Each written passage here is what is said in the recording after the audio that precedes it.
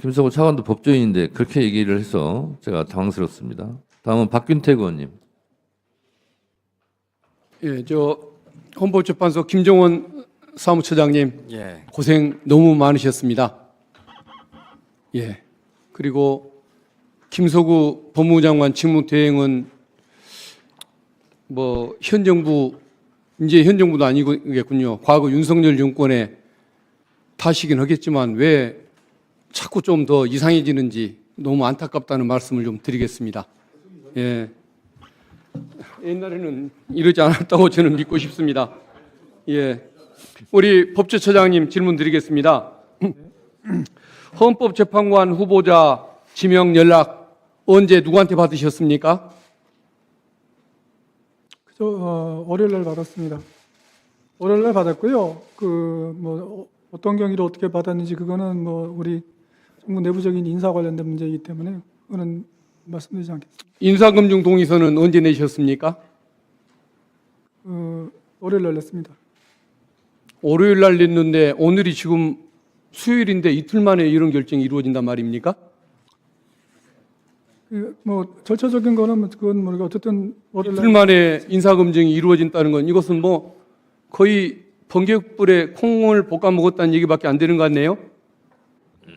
이틀 사이에 이런 일이 그러면 월요일 날 인사검증 동의 받고 화요일 날 발표가 이루어지고 우리가 오늘을 맞았다는 얘기입니까? 아무튼 참 놀라운 현상인 것 같습니다. 거의 군사작전 수준이라는 생각이 드는군요.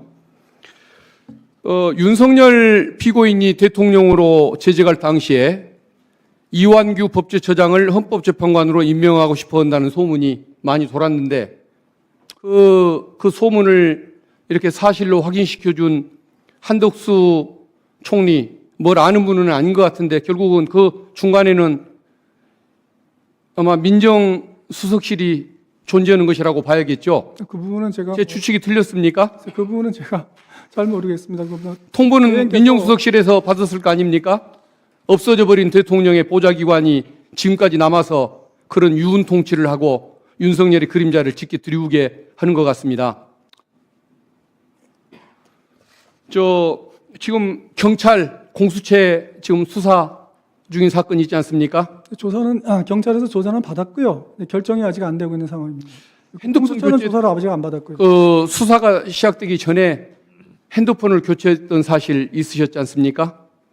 그렇습니다. 경찰 조사받을 때 진술거부권 행사했다고 그렇게 알려지던데 그게 맞습니까? 경찰 조사 받을 때 전체적인 경위에 대해서는 말씀을 드렸고요. 그다음에 이제 여러 가지 이제 세부적인 이런 거에 대해서 묻는 물음에 대해서는 이미 제가 일반적인 얘기를 다 했기 때문에 똑같은 질문을 계속 똑같은 얘기를 해야 되지 않습니까? 그래서 그때는 나머지는 또 진술거부한 적은 있습니다. 2월 4일 날 그 국회 내란 국조특위에 출석하신 적이 있습니까? 있습니다. 그때 최상목 권한대행이 마은혁 재판관 임명을 보류하는 것에 대해서 정당한 권한 행사라고 답변하신 적이 있습니까? 그런 적이 있습니다. 지금도 그 소신이 마찬가지입니까? 그 부분에 대해서는 이미 헌법재판소에서 그 형식적 심사권만 인정하는 판결이 났기 때문에 지금은 헌법재판소의 이제 그 판결 내용대로 따릅니다. 근데 그 당시에 저는 그런 생각을 했었습니다. 자, 그러면 3월 4일 날 국무회의 전에 그 비공개 간담회에서 헌법재판소 결정을 반드시 따를 필요 없다. 일정 시한이 정해진 것도 아니다라고 조언한 사실이 있습니까? 반드시 따를 필요가 없다는 말은 한 적은 없고요. 따라야 합니다. 헌법재판소 그 판결은 따라야 하는데 다만 그 의무이행에 대한 기간이 없기 때문에 그 상당한 기간 내에 그 판단해서 따르면 된다고 이렇게 말씀드렸습니다. 헌법재판소 결정이 나기 전에는 헌법을 준수해야 한다는 사실을 모르셨습니까? 의원님, 아니, 아셨는지 모르셨는지만 얘기해 주십시오. 헌법을 따라야 되는데 그 헌법의 해석을 누가 하느냐에 그러니까 마음대로 해석해도 되는 겁니까? 자기 편에 따라서, 어느 편이냐에 따라서. 의원님, 그건 양심과 논리를 갖춘 분의 태도는 아니지 않습니까? 제가 이런 말씀을 좀 드리고 싶은데요. 우리 헌법에 관한 최종적인 해석권은 됐습니다. 맞는데요. 처장님 됐습니다. 한덕수 총리가 계속 임명을 강행하려고 하면 저는 한덕수 고난대행 탄핵해야 한다고 생각하는 사람인데 한덕수 고난대행이 탄핵되는 상황이 오더라도 본인 자리 계속 유지하기를 희망하십니까?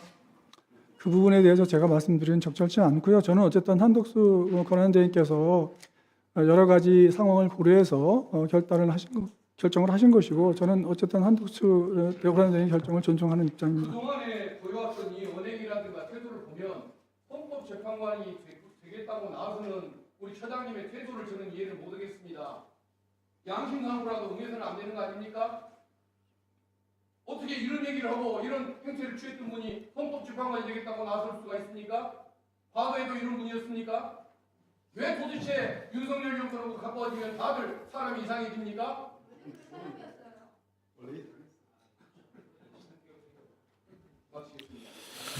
네, 수고하셨습니다. 다음 박범계 간사님. PT 준비하시고